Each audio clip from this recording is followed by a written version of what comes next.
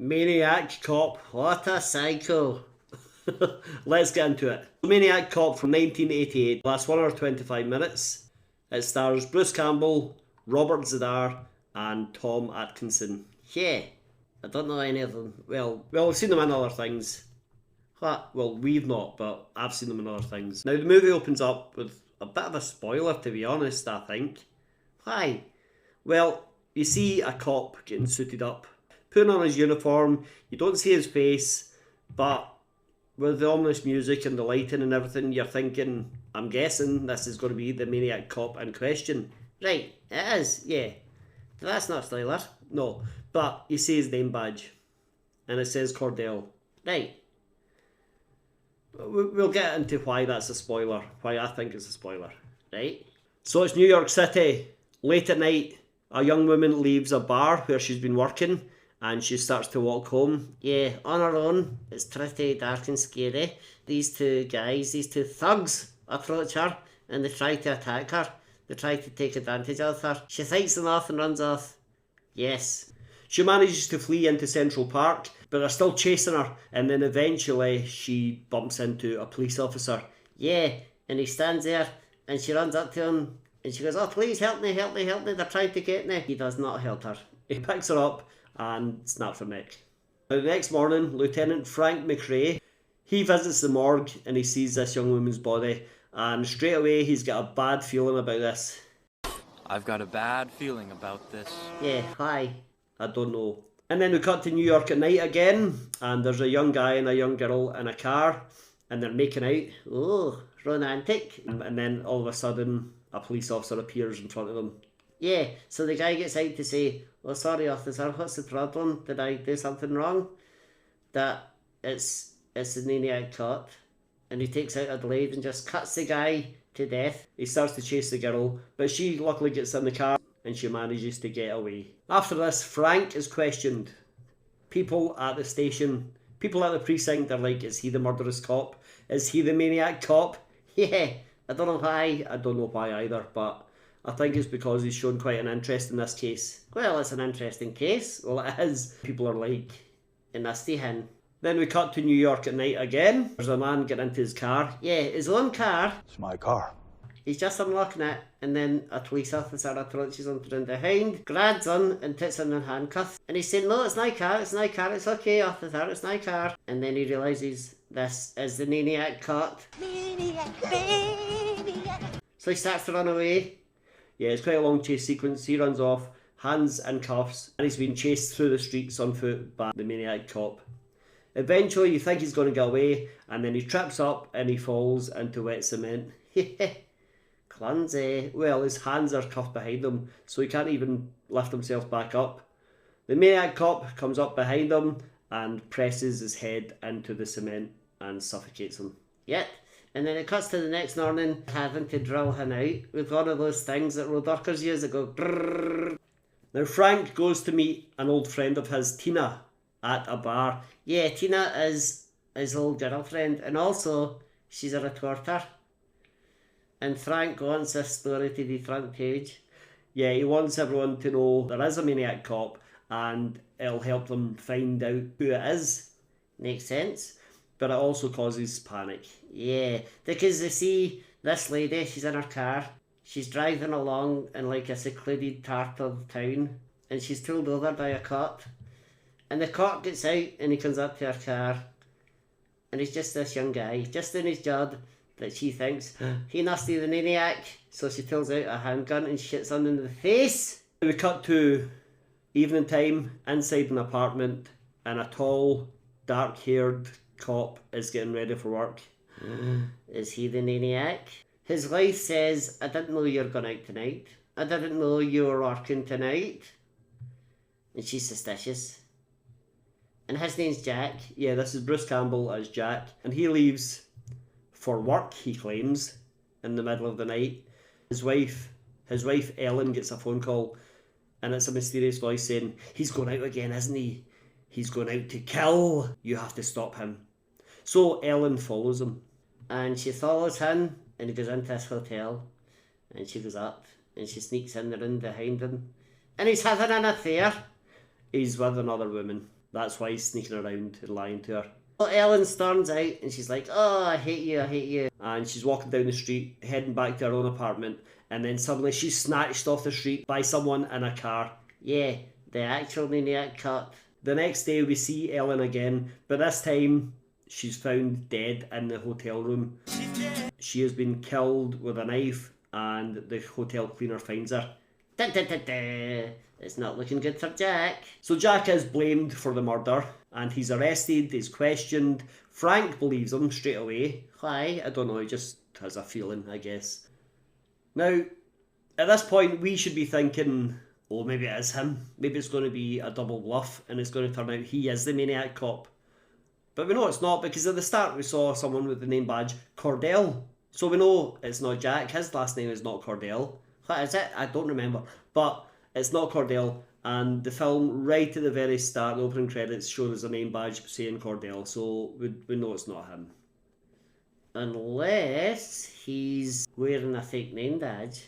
I don't think the movie's that smart. So Jack's alibi, his lover, is also a cop. Her name's Teresa Malley, and she works Vice. What's that? Well, I'll tell you later. But she's working Vice, and she ends her shift. She starts to head home, and she bumps into Matt Cordell, the actual Maniac Cop. Oh no! He just looks at her, and she's dressed all like a sex worker, and she says, oh, it's not what you think, I'm undercover. And she takes out her ID badge, and then he takes out a knife, and then he tries to kill her. She manages to fight him off a little. She gets the gun out of her bag and shoots him a few times. Doesn't seem to have any effect. No, but then Frank turns up because you see Frank is coming to talk to her because she's the alibi for Jack. Yeah, that's right. And then he joins in shooting at Cordell, but Cordell manages to escape. And then Frank takes Teresa home. Teresa and Frank do a bit of digging and a bit of investigating, and they find out that there's a leak in the station. Who's helping Cordell find out where he can go and kill people without any cops around. He's finding out how they can frame Jack, because Jack's tall and dark haired and fits the bill. Yeah, and it turns out it's this woman who, she was injured in the line of duty, so she's just got a desk job now, and her name is Sally. And she's a leak. And she's the one who's calling Ellen, Jack's wife, to say he's going out killing again, isn't he? Yeah, I don't know how she knew he was going out to have an affair and stuff, but yeah. But she has secret meetings with Cordell down by the docks. Oh, the docks. Got a kinship because they were both injured in the line of duty. All in the line of duty. Frank follows and witnesses one of the meetings. He's almost discovered because he bumps into something. Clumsy, but he manages to sneak off without them actually finding out who it was. So he goes to investigate the records and he looks up Cordell's name. Yeah, it's an interesting thing. Matt Cordell was sent to prison for being what they call gun happy. What I call being an American. No. Just a little joke on Americans. They can take it. Right. But he was sent to jail, maximum security, and he was beaten almost to death. They thought he was dead after the beating he took. It was savage. Yeah, Savage Garden. No. And then we see what actually happened in prison because Cordell is sleeping in a truck and we see what he's dreaming about. And he's dreaming about his time in prison. Yeah, pretty bad times, I would say so. He's in the shower, first day in prison, and straight away a load of prisoners come in. Yeah, and they've all got knives and shanks and things like that. And they start to beat him up and he fights them off. He's a tough guy, he's strong, he definitely is. But he's getting stabbed and he's getting his face cut open and he's stabbed in the face. It's brutal and he's left for dead. So while Frank's at the station looking at these records and reading up on Cordell and finding out what happened, Sally comes in, she catches him snooping and she attacks him. Yeah, she goes nuts. Cordell bursts into the station as well and he attacks Frank and Sally. Yeah, he kills Sally. Yeah, he does. But Frank starts to get away. And then Cordell catches up with him and throws him out the window. He just throws him like a piece of garbage. That's the end of Frank. So your main protagonist throughout this whole movie so far is now dead. It's chaos in the police station, but Teresa manages to get Jack out of his cell, his holding cell, and they find a trail of dead cops all through the station because Cordell's just been killing everyone. Yep. He's a bad guy. Inside the station, everyone thinks Jack is doing all the killing. Yeah.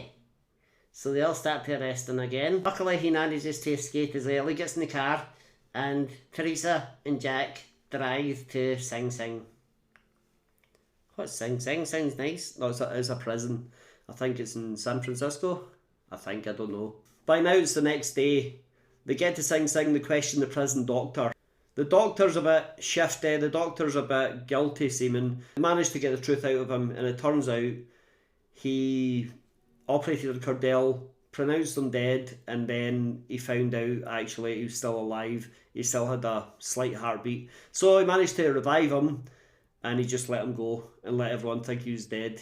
Yeah, he said he'd been through enough, so I just let him go. He's legally brain dead though, even though I watched him walk away. Back in New York now, it is St. Patrick's Day, one of the busiest days of the year.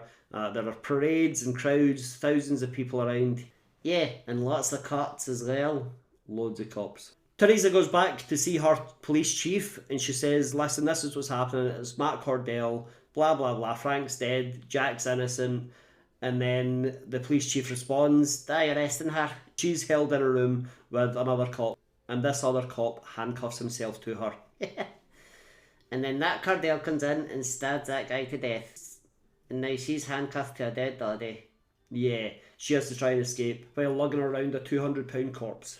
But she manages to escape just in time. She gets free. Now she manages to get free and escape just in time, but Jack is arrested during that time. He's stuck in the back of a paddy wagon, and then Cordell thinks, I think I'll take that paddy wagon. So he goes up, he kills the cops who are driving it, and he takes it, and he drives off with Jack in the back. Jack in the back. Cordell will take you to hell.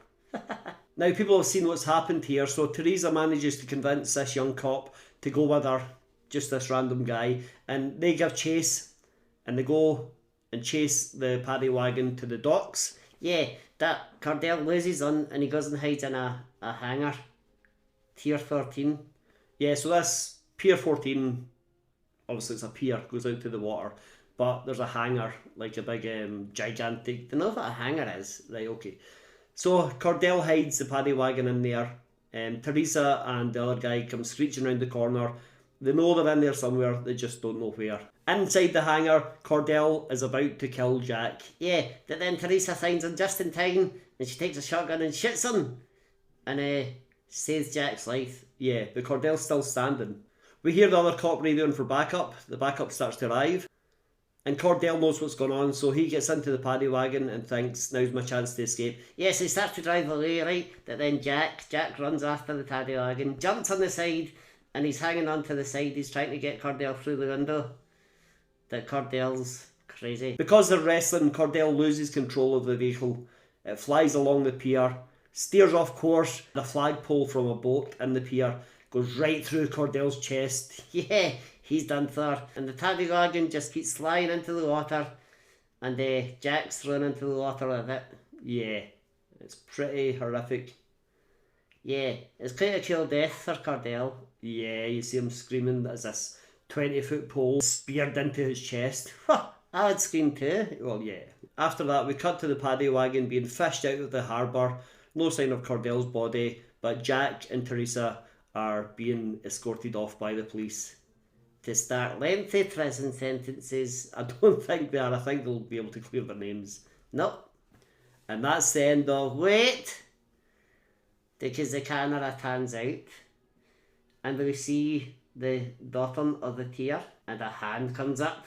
It's Cordell! He's not done for. Well, no, he's not, because there's Maniac Cop 2 and there's Maniac Cop 3. Really? Yep. Can you watch them? Well, we'll watch Maniac Cop 2. I remember that being good from when I watched it when I was a teenager.